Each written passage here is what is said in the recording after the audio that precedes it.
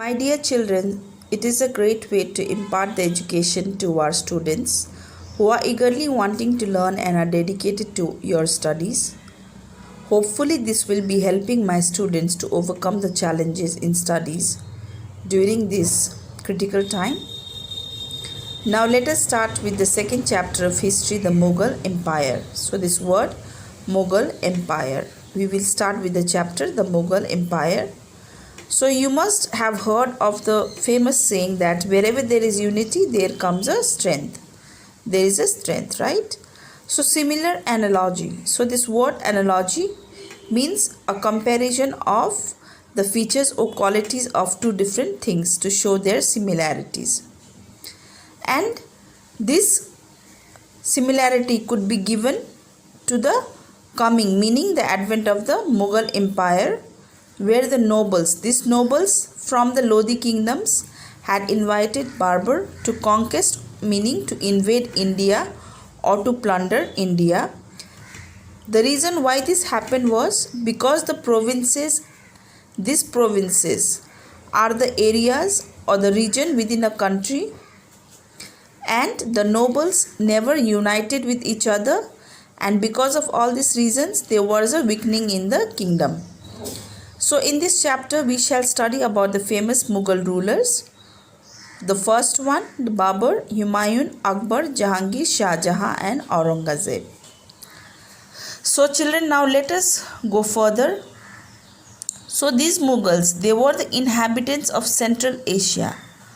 So inhabitants means they were the residents, or you can say that the one who occupies a particular place regularly for a period of time. Those who were known as inhabitants, and they were from Central Asia.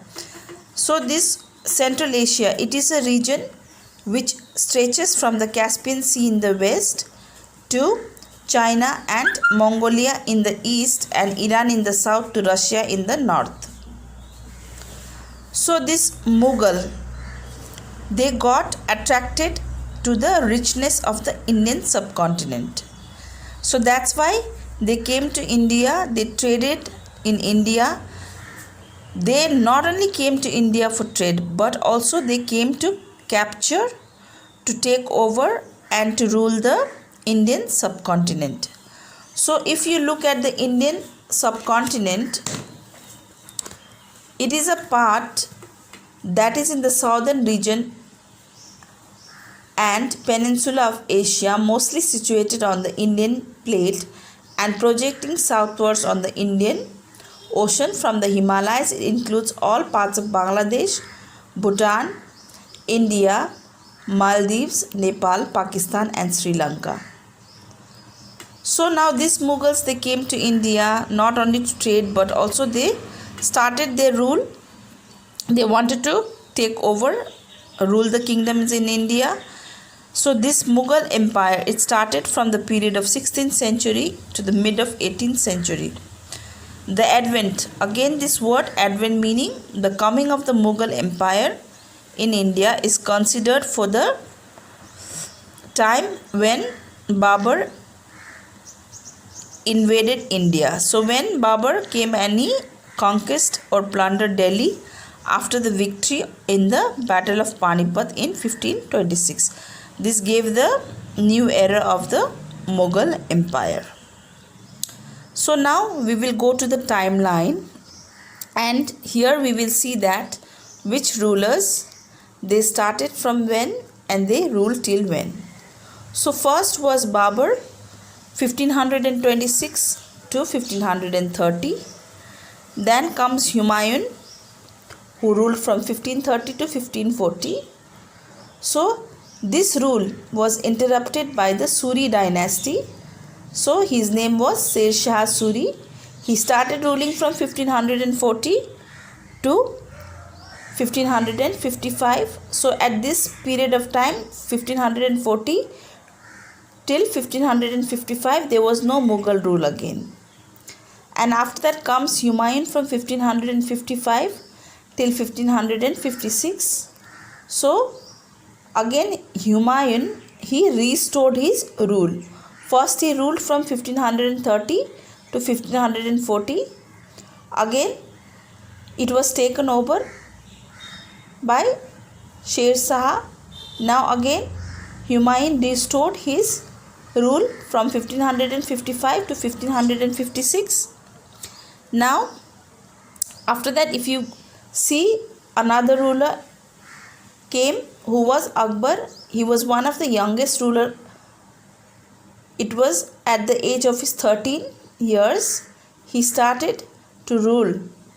But some guardian was there for him. His name was Bairam Khan, and he took over the throne at the age of 13 years.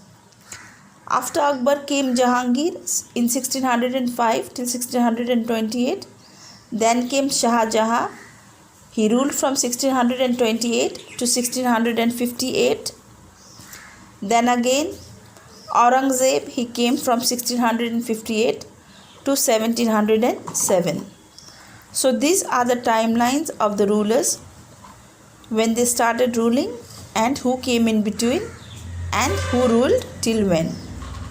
Now we will start with the first ruler. His name was Babur. Let us start with Babur. So Babur, he had a lineage.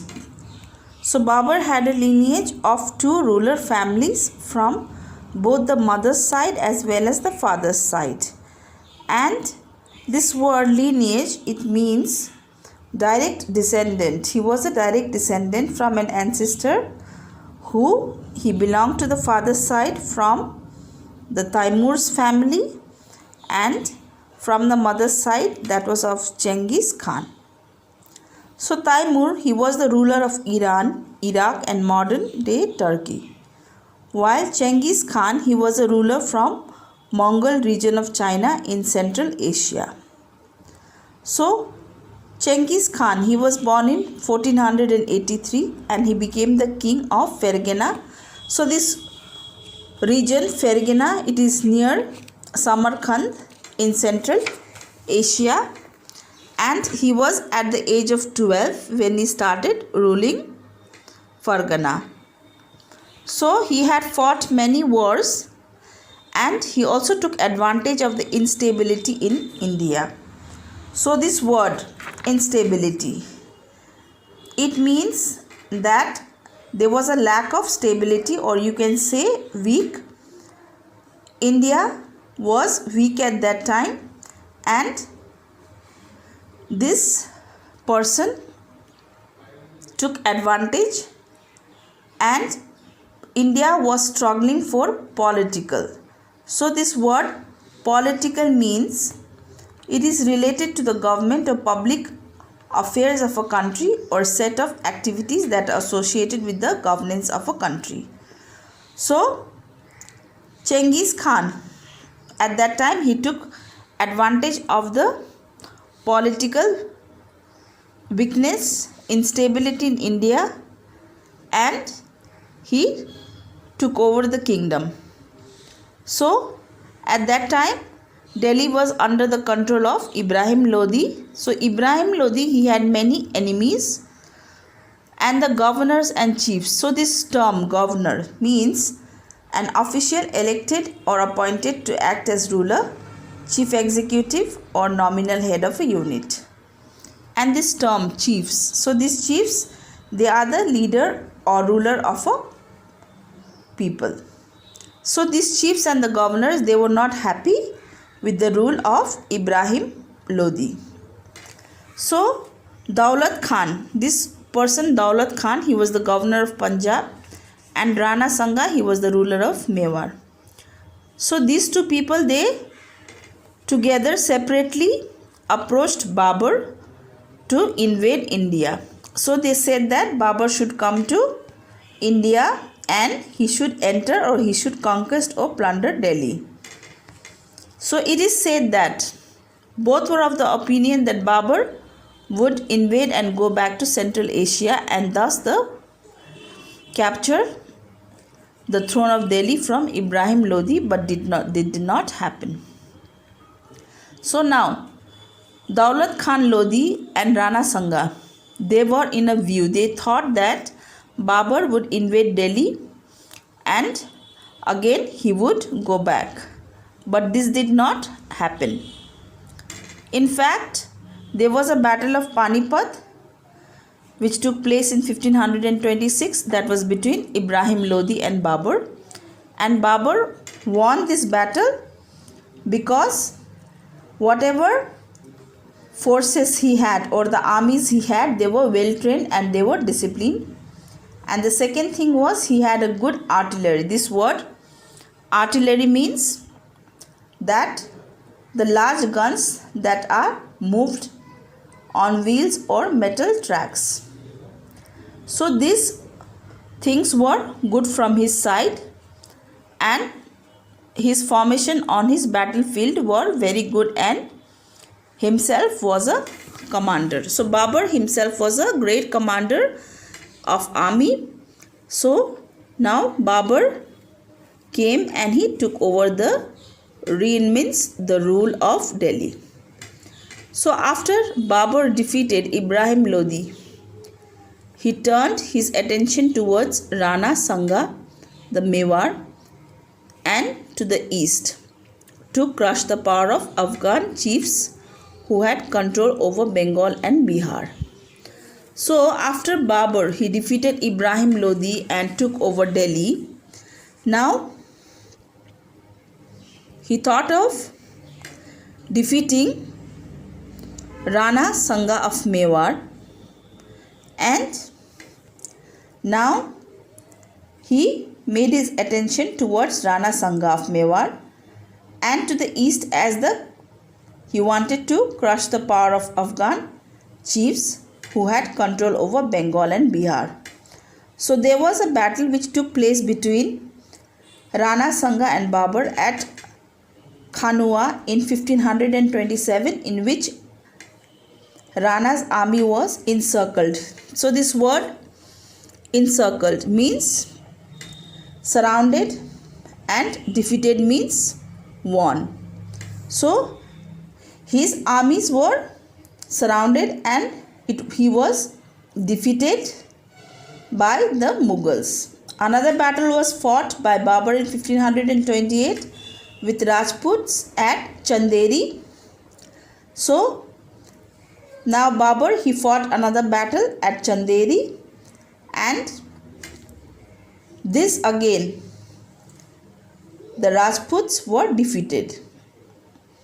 So again Babur had won the Rajputs, and this removed their supremacy. So this word supremacy means that it is a state of having the ultimate authority. So now Babur had the ultimate authority in this region, and after winning or defeating the Rajput, he decided to spread his empire towards the east. Now this battle took place in Ghagra in 1528, and Babur, he occupied or captured Bihar, and he also captured the parts of Bengal. So now Babur's empire, it extended. Now his empire extended over nearly the entire North India.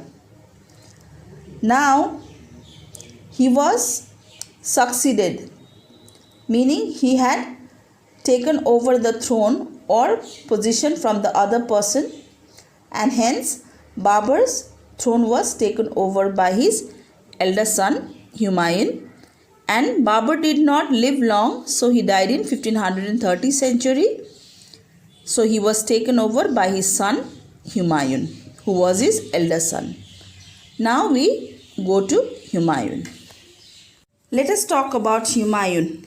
Humayun means fortunate. So this word fortunate means lucky, but as his name appeared, it did not bring him much luck. He had to face many difficulties from the starting of his rule.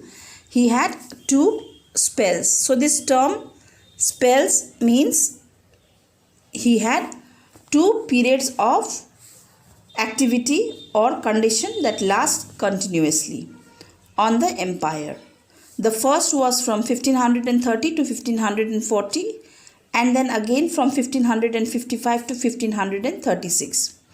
He had to face hostilities. So this word hostilities means he had to face some kind of enmity or he was unfriendly with his brothers and relatives. His brothers and stepbrothers were extremely jealous, and despite being treated well by Humayun, they remained hostile towards him. So this word hostile means they had become the enemy of Humayun, or they became unpopular with Humayun, or they disliked Humayun, though Humayun treated his brothers, stepbrothers and relatives very well. So in 1532, Humayun he attacked Chunar in Bihar, but Sher Shah pleaded submission. So this word pleaded means making an emotional appeal, and submission means it is the action of accepting to a superior force or to the will of another person.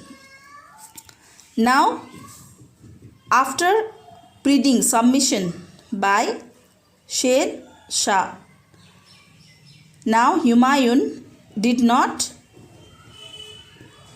take Delhi, and he returned back to Agra without actually conquering or winning the kingdom of Sher Shah. Sher Shah took this opportunity to rebuild or reframe and strengthen his army, which he later used to attack Humayun. Humayun ventured. Ventured means to risk going somewhere. So Humayun, he took a risk and he moved towards south or southwards, and he started attacking. So Humayun, he moved towards southwards and he started attacking the kingdoms towards Gujarat. He attacked the kingdom of Bahadur Shah in 1534 and captured territories, the areas in Gujarat and Malwa. In the meanwhile, Sher Shah, he attacked Bengal. So Sher Shah of Bihar, he attacked Bengal, and this news alarmed Humayun. So alarmed means Humayun got frightened by Sher Shah attack on the Bengal, and he was disturbed. Humayun was disturbed, or he thought to be in danger by the news. So Humayun came back to Agra and again moved east to fight a war with Sher Shah. But the conspiracy, meaning a secret plan made by a group to do something harmful, was made by Humayun's own brother, so he did not succeed. So Humayun's brother, they made some kind of secret plan, and then that was the reason that Humayun could not gain success.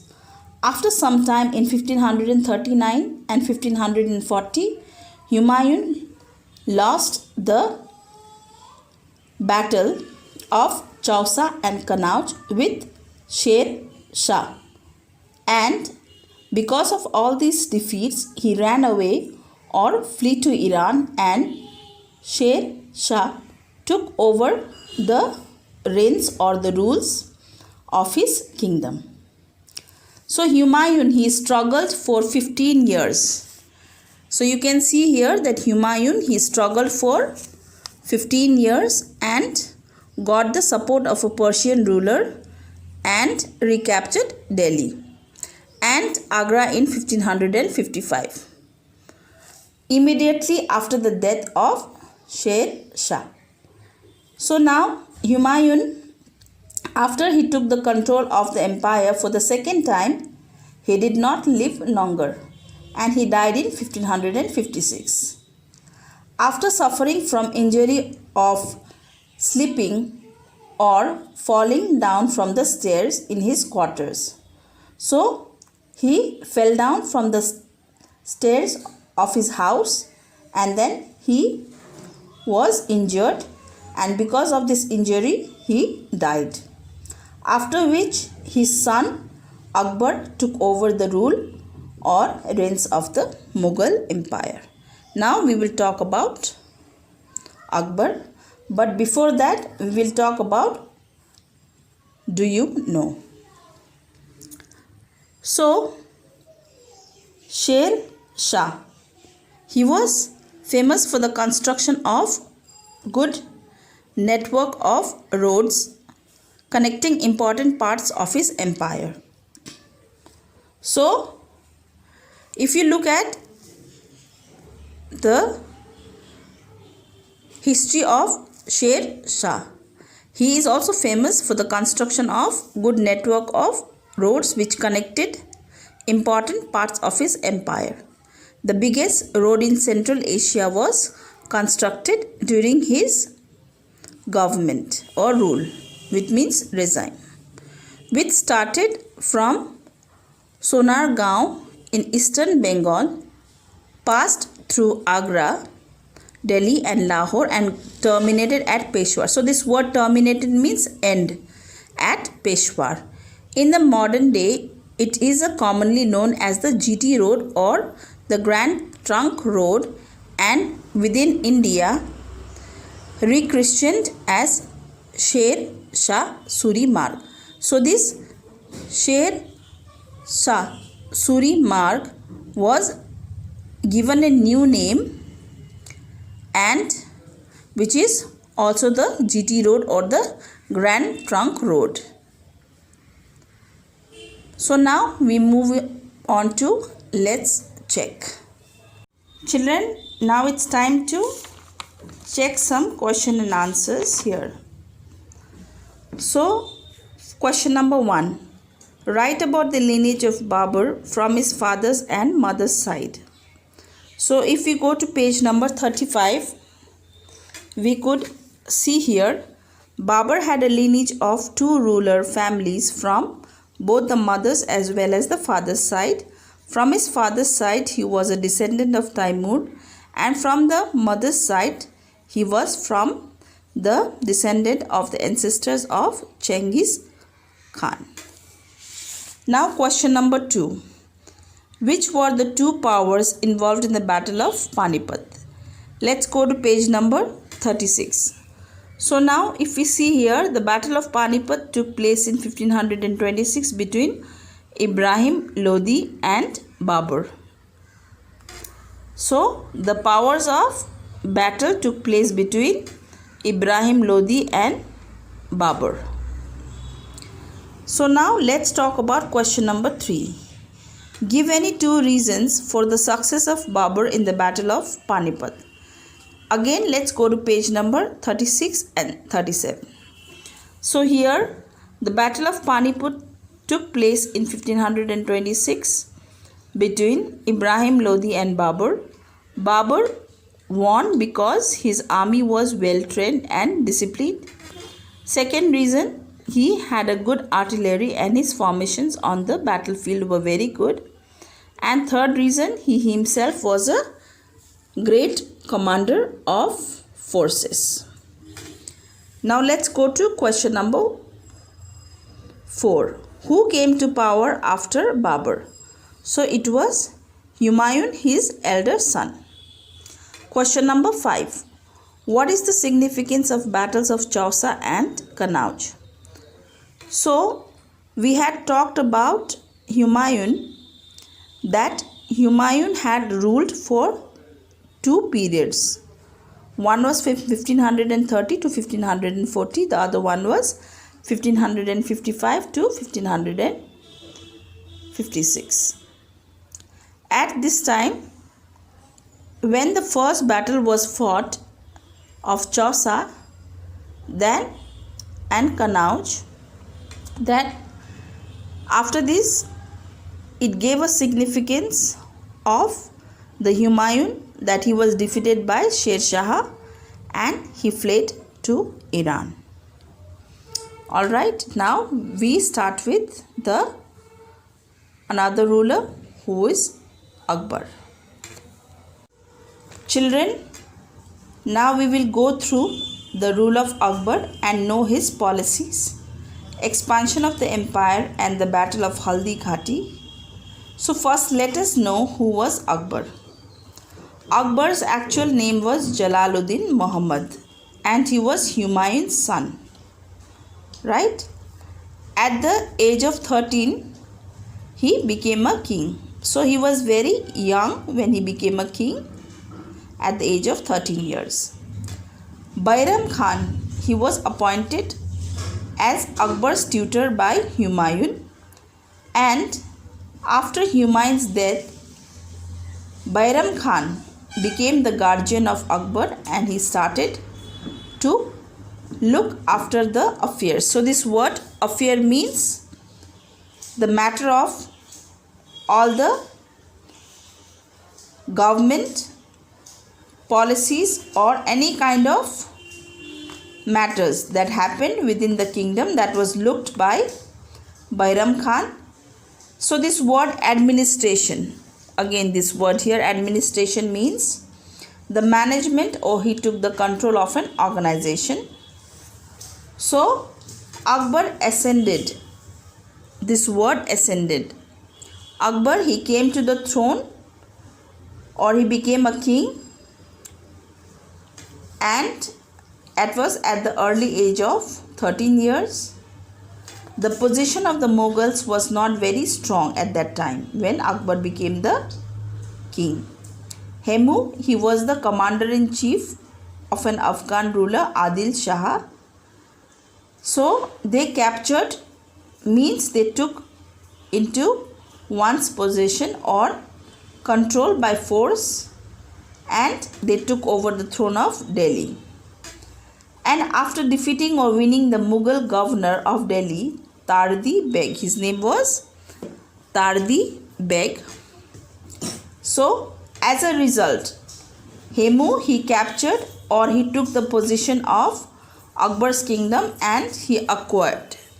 This word acquired.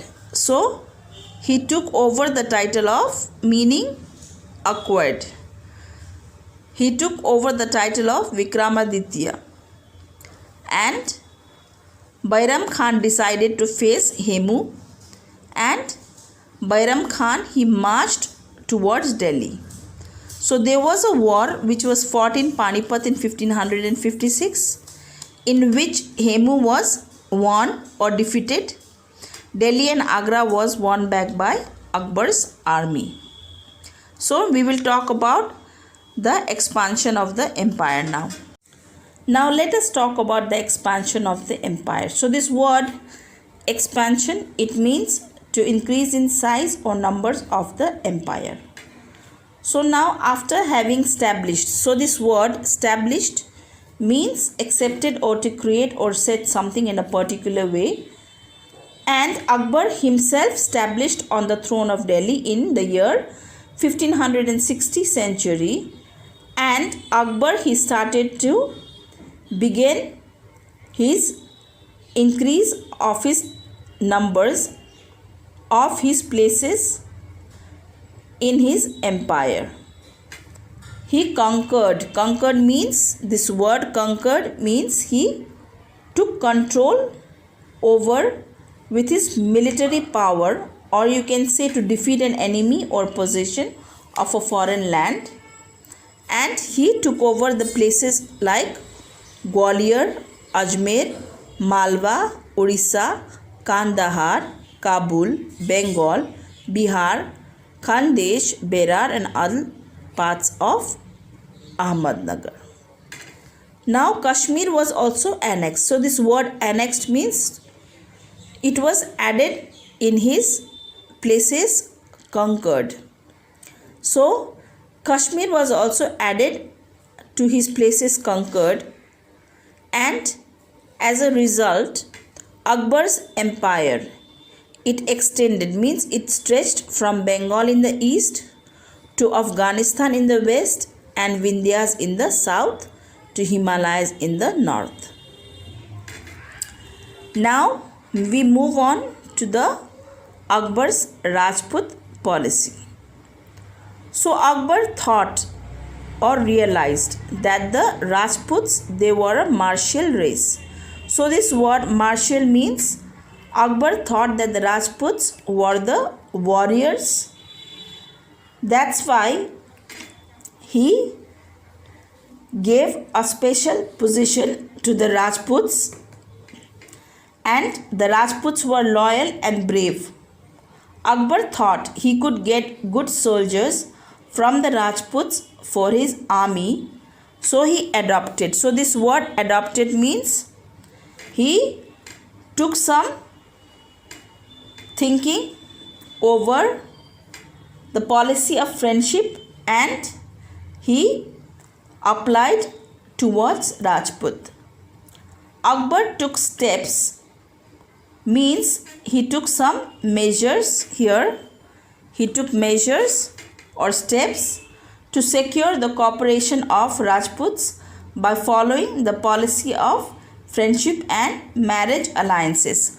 So this term marriage alliances, it means the marriage relationship among people, groups or states that have joined together for mutual benefit. In short terms explanation, you can say. He gave up the policy of repression. So this word repression means to act to some places or something or someone by using force, and he treated them like friends.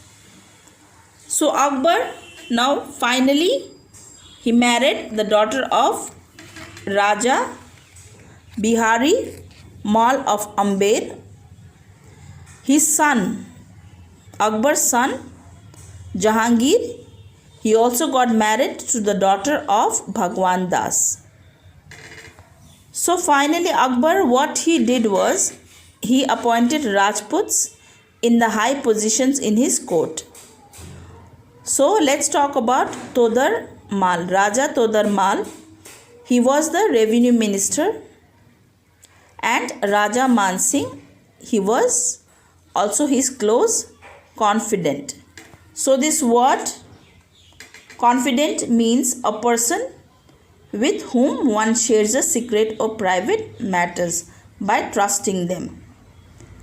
And Raja Man Singh, he was among the close person to Akbar and also a military commander. Commander means a person who is in authority, especially over a body of troops of a military operation.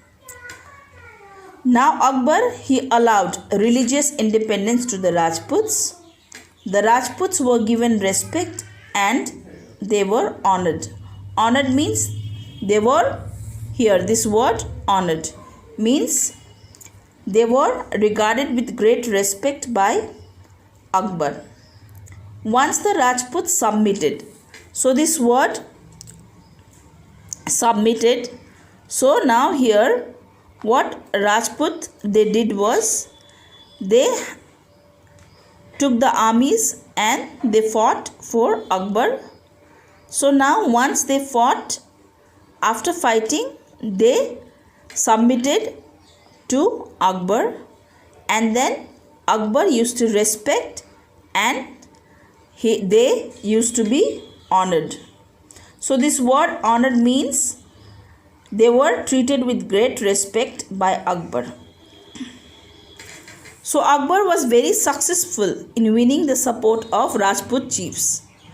But some of them were suspicious. Means some of the Rajputs, they were suspicious or they had a doubt in the intentions of Akbar. So this suspicious, whatever plan was made by Akbar, some of the Rajputs, they thought that it can be some kind of a matter which is against them. Of his intention. Intentions means whatever thoughts Akbar had or whatever plans he had, and refused to accept his domination. So domination means power or control over other people or things. So let's talk about Maharana Pratap. Maharana Pratap, he was one of the ruler of Mewar who did not accept the overlordship of Akbar. So this word overlordship means he did not accept the position of supremacy or domination over him by Akbar. Now Akbar, what he did was, he was a failure in taking over Maharana Pratap's place. So that's why now Akbar, he sent some of his forces to negotiate with Maharana Pratap. Now he sent many ambassadors. So this word ambassadors means they were the important official who works in a foreign country representing his or her own country there, and who is officially accepted in this position by that country. So these ambassadors, they were sent to persuade. So this word persuade means to prevail on a person to do something as by advisory or urging. Still, Maharana Pratap, he did not accept his sovereignty. So Akbar sent his ambassadors to Maharana Pratap to convince and advise him. Still, Maharana Pratap did not accept his sovereignty, meaning his supremacy. I am talking about Maharana Pratap not accepting the supremacy of Akbar. Now he did not accept Akbar as the authority, but Maharana Pratap considered this as an act of humiliation. So this word humiliation means to make someone feel ashamed or lose respect for himself or herself. So Maharana Pratap, he thought that he was under the humiliation, he felt ashamed, and Maharana Pratap, he was as a proud Rajput. Because of all this reason, he did not accept the supremacy of Akbar. Now he refused to bow down to another king. So Maharana Pratap, he did not agree to accept the overlordship of Akbar. Now we move on to the Battle of Haldi Ghati. Children, now let us move on to the Battle of Haldi Ghati. Akbar failed to pressurize Maharana Pratap into a meek, means quiet, gentle and not willing to argue or express your opinions in a forceful way. And surrender means giving up or hand over a person's right opposition. And this word sovereignty means that supreme power. So Akbar, what he decided was, he sent his forces under his military commander Man Singh to crush or to destroy Maharana Pratap, and eventually the Battle of Haldi Ghati started in 1576 century.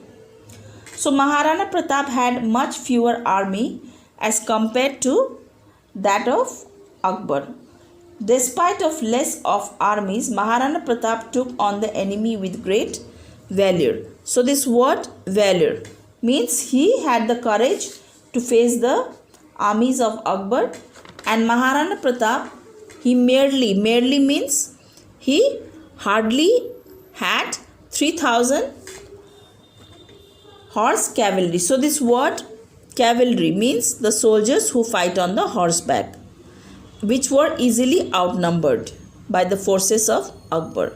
So if you look at the numbers of Maharana Pratap's army, it was much lesser than in comparison with the armies of the Akbar. Now there was a fierce battle. Fierce means severe battle which took place between the armies of Akbar along with Maharana Pratap and was wounded. So Maharana Pratap, he was wounded, means he was hurt, but still he fought bravely. Maharana Pratap, he still fought bravely, and Maharana Pratap, he was encircled, means surrounded by the Mughal forces. His forces ensured, means they made his safe escape. so that he could fight another day. Now Maharana Pratap vowed means he solemnly promised to do a specified thing, that he would not rest after his setback. So this word setback means something that causes delay or stops progress. And he took an oath. Maharana Pratap, he took an oath means he promised himself, he vowed that he would not sleep on a bed, eat only leaves and fruit, and not use utensils. So this word utensils means the tools which are used for eating and drinking on the daily basis. So all this shows a grit of Maharana Pratap's character. So this word grit means that he had courage and he had the strength which was reflected in his character, and he had a determination. So this word determination means he decided something to leave behind. That was the life of the luxurious man, and for the sake of his pride. Pride meaning proud. He lived a tough means hard, strong life in the ravines. So this word ravine means a deep, narrow valley with steep sides of the Mewar region he lived at. So he lived in the ravines of the Mewar region and adopted or took over guerrilla. So this word guerrilla means a member of a small independent group taking part in irregular fighting, typically against larger regular forces. So guerrilla tactics. So this word tactics means a member of a small independent group taking part in irregular fighting, typically against larger regular forces, meaning an action or strategy carefully planned to achieve a specific end, so as to hit at the Mughals. So Maharana Pratap, he was a member of a small independent group and he took part in irregular fighting against the larger regular forces. He used an action or strategy which was carefully planned to achieve a specific end, so that he could hit at the Mughals whenever they were weak. Maharana Pratap, he continued fighting and captured or took possession in many parts of his territories. So territories means his areas that was owned in, like Kumbhalgarh and areas near Chittorgarh. So children, now we have done the second last part of the video. Now we will move on to the last part of the video and let's check the questions and answers. Let us talk about the last part of the video. What is let's check?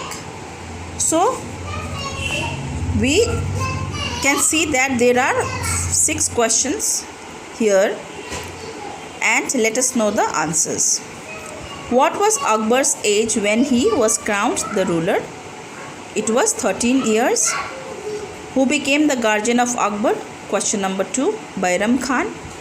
Question number 3, name the 2 rulers who fought in the battle of Panipat in 1556. That is Hemu and Bairam Khan. Question number 4, why did Akbar adopt a policy of friendship towards Rajputs? So this answer would be in page number 39. Akbar realized that the Rajputs were a martial race who were loyal and brave. He felt that he could get good soldiers from them for his army. That's why he adopted a policy of friendship towards them. Let's come to question number 5. Name the revenue minister and military commander of Akbar. So the revenue minister would be Raja Todarmal and military commander would be Raja Man Singh. Question number 6.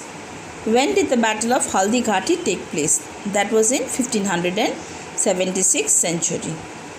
So children, I hope after looking at this video, you would be able to understand the chapter more clearly, and we will again talk in the next part of the video. Thank you.